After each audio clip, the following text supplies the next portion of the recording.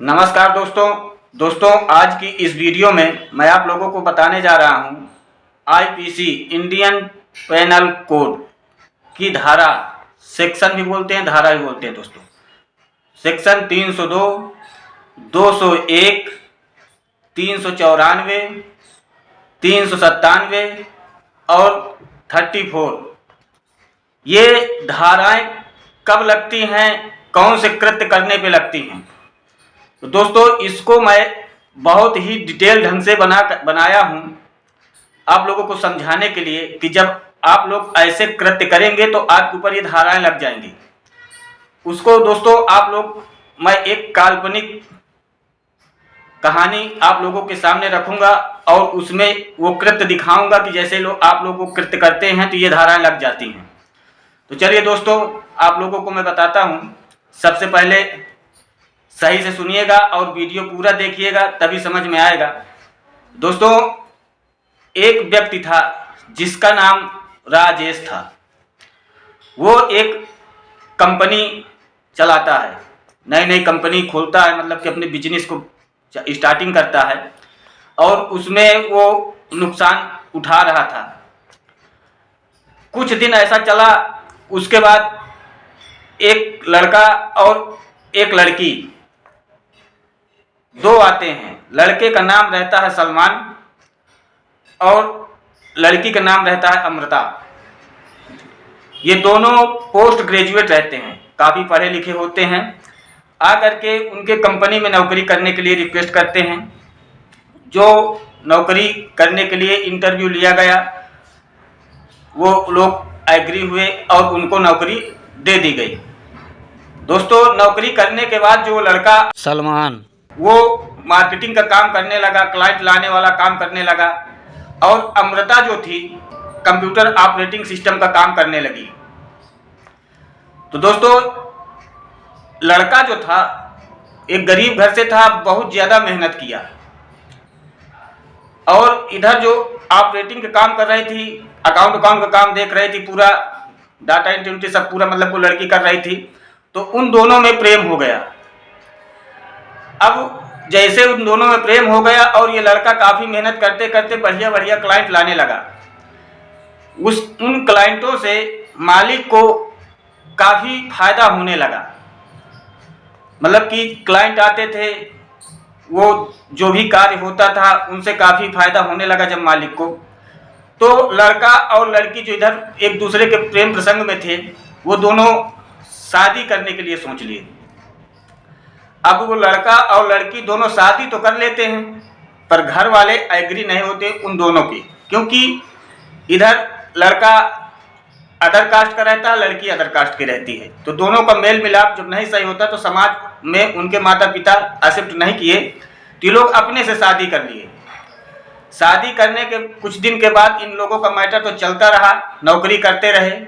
उसके बाद इनकी लालसा आगे बढ़ने लगी। जब कोई आदमी शादी उदी कर लेता है तो उसके बाद घर बनाना है और डेकोरेशन करवाना है, सोफा लाना है, क्या करना है, एसी लेना है, फ्रिज लेना है, कूलर लेना है, टीवी लेना है।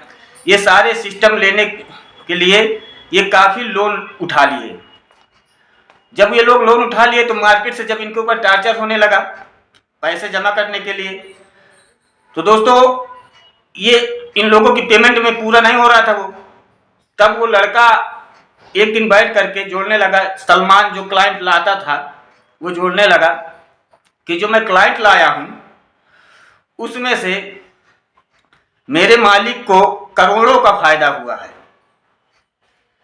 अब वो लड़के का दिमाग वहां से घूम गया कि मैं जो क्लाइंट लाया हूं उसमें से करोड़ों का फायदा इनको हुआ है और आगे चल के होता भी रहेगा और मुझे पेमेंट 15,000 मिल रही है।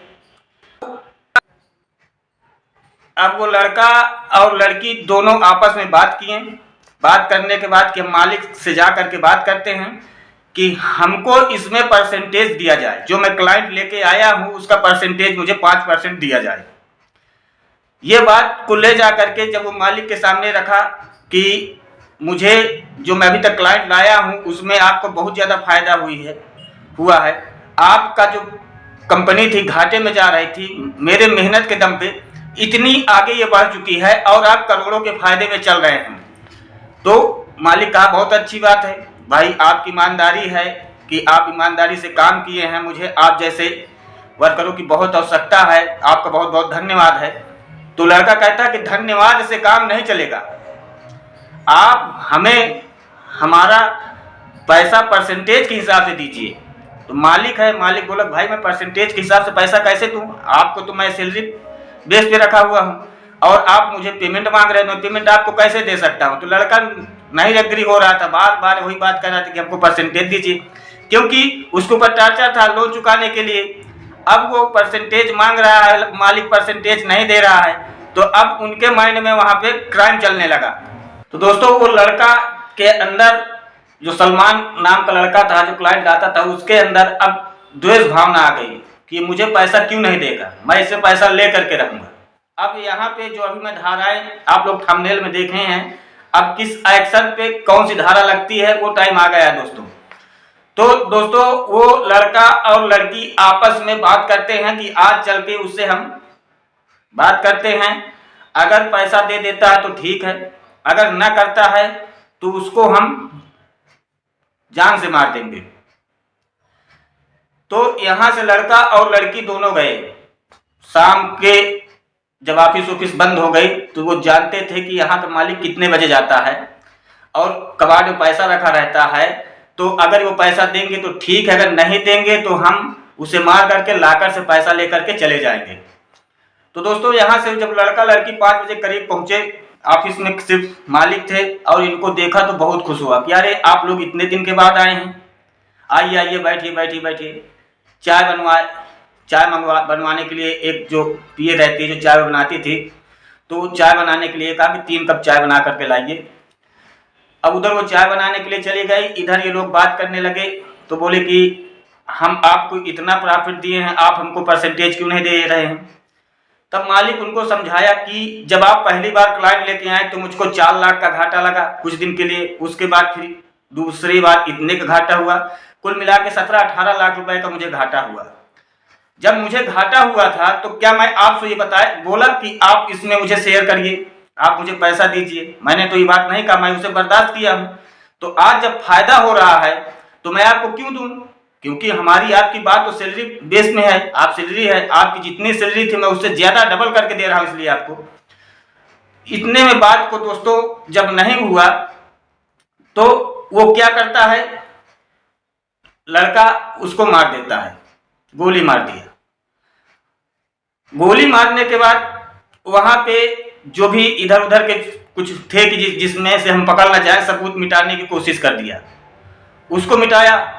उसके बाद दोस्तों चाय बनाने वाली लड़की आती है, उसे देख लेते हैं तो उसको भी मार देते हैं। अब दोस्तों आप लोग की कहानी सुने, अब इसमें मैं आप लोगों को बताता हूं कि वो गोली मार दिया 302 हत्या के लिए, आईपीसी के सेक्शन 2 हत्या के लिए। उसके बाद 201 सबूत मिटाए, सबूत मिटाने के लिए आईपीसी के सेक्शन 201 लगा। 394 चोरी के उद्देश्य से क्षति पहुंचाने के लिए, क्योंकि उनके अंदर ये चोरी भी करने का उद्देश्य था, जो पैसा थोड़ा बहुत था उसको भी लेके भाग गए थे मारने के बाद।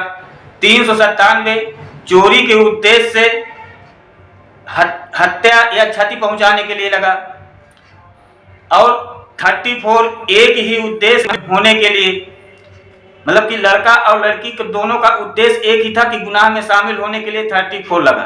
तो दोस्तों ऐसे करके उन लोगों को इन चार्ज पे गिरफ्तार कर लिया जाएगा। तो दोस्तों अगर ऐसा कंडीशन होता है, ऐसे होते हैं तो इन धाराओं का प्रयोग होता है। दोस्तों आशा करता हूं कि आप लोगों की वीडियो बहुत अच्छी लगी होगी। अगर अच्छी लगी हो तो कृपया कमेंट करिएगा और शेयर करिएगा ताकि और लोगों तक बात पहुंच सके। चैनल को सब्सक्राइब करके बेल आइकन को हिट कर दीजिएगा, और लीगल एडवाइस की किसी भी प्रकार की आवश्यकता पड़े दोस्तों तो उसके लिए वीडियो में कमेंट करिएगा। छोटा मैटर तो कमेंट में सॉल्व कर देंगे, बड़ा मैटर है तो वीडियो को एक पैकेज बना करके आप लोगों को दूंगा। धन्यवाद।